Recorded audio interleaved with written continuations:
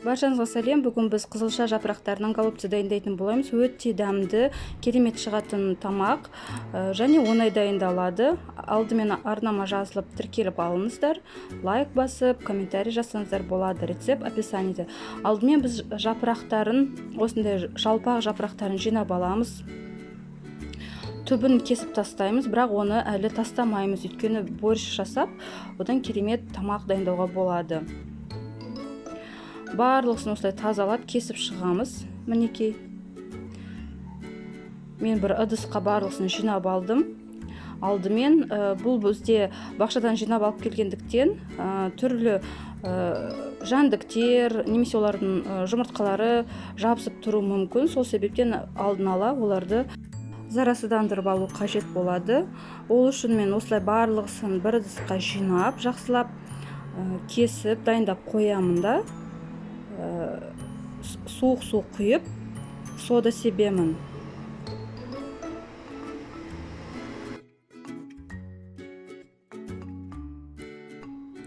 Сода сеуіп болғаннан кейін ақырындап оған 6 немесе 9% сірке суын қосамын.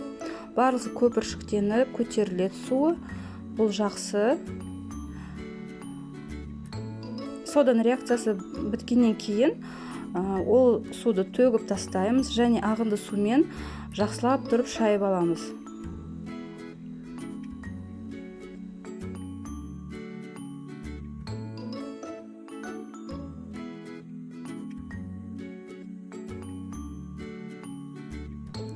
Сода және сірке суымен тазалап болғаннан кейін барлық жапырақтарды бір ыдысқа қайтадан алып шығамыз.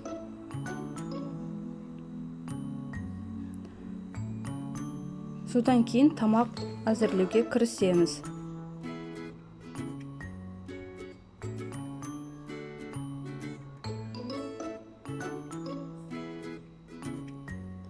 Мен кішкене фарш алдым. Сіздер өздеріңізге байланысты. Көп адам болса, көбірек фарш алсаңыздар болады. Мұнда мен бұқтырылмаған күрішті қолдандым. Өйткені піскен кезде етпен бірге, фаршпен бірге бірігіп тұрады. Кішкене қара бұрыш, тұз септім.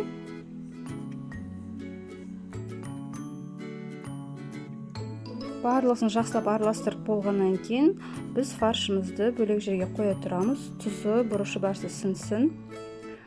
Одан кейін біз жапырақтарға кірісеміз. Жапырақтар жұмсару үшін біз оған осылай ыстық суды үстінен құйып шығамыз. Және 1-1,5 минут, көп дегенде 1-2 минуттай осылай ыстық судың астында ұстаймыз. Байқасаңыздар, міне қызылшаның қызыл түсі шығып жатыр. Осылай кішкене араластырып, үстінен басып тұрсаңыздар, біздің жапырақтарымыз жақсы жұмсарады. Оны бөлек табаққа алып, жаңағы суын ағызып жібереміз. Абай болыңыздар, өйткені суымыз ыстық болады. Ыстықтай ғана құю керек. Барлық жапырақтарды алып шығып, сәл судан сорғытамыз.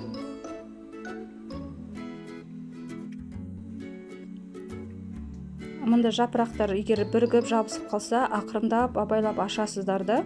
Мынау жапырақтың ортасы сәл қалыңдау болып келеді. Оны осылай пышақпен кесіп тастауға да болады.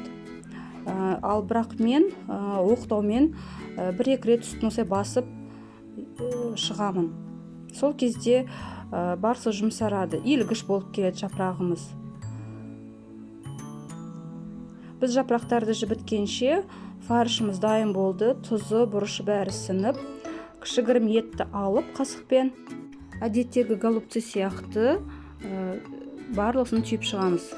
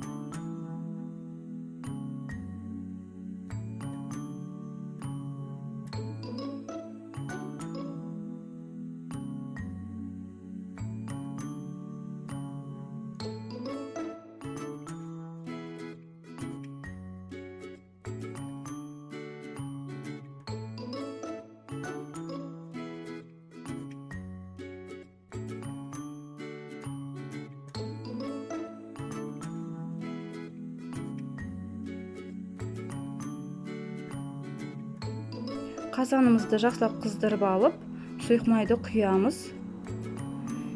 Мен пияз бен сәбізді қуырып алам.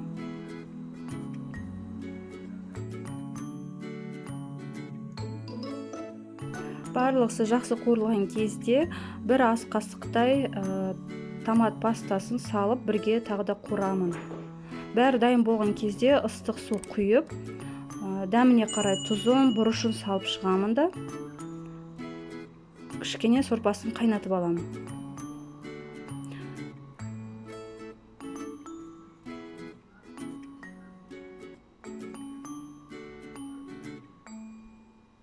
Егер басқа дәмдеушілеріңіз бар болса, оны да қосуға болады. Сарымсақ пен қуырсаңыздар да болады. Бұған шектеу жоқ.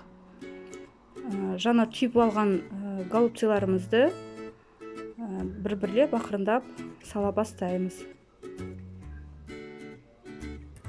Егер суы аз болып көрінсе, сәл қоссаңыздар болады. Ең бастысы аз болмаса болды. Ортасына фаршталған бұрышымды да салып жібердім, бірге піссін деп. Екеуі бір уақытта пісті. Міне ыстықтай су қостым. Қақпағын жауып, дайын болғанша пісіреміз.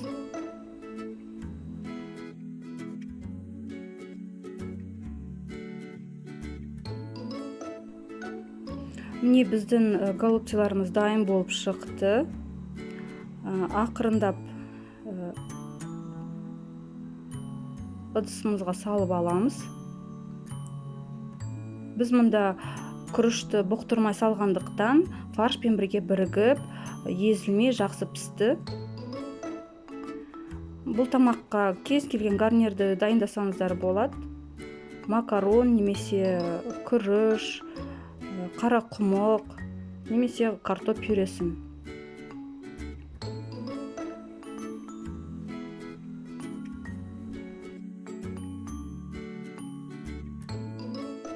Жаз кезінде мен голубцайды осы орам жапырақтан гөрі осылай қызылша жапырақтарымен дайындаймын. Дәмі өте ерекше болып шығады.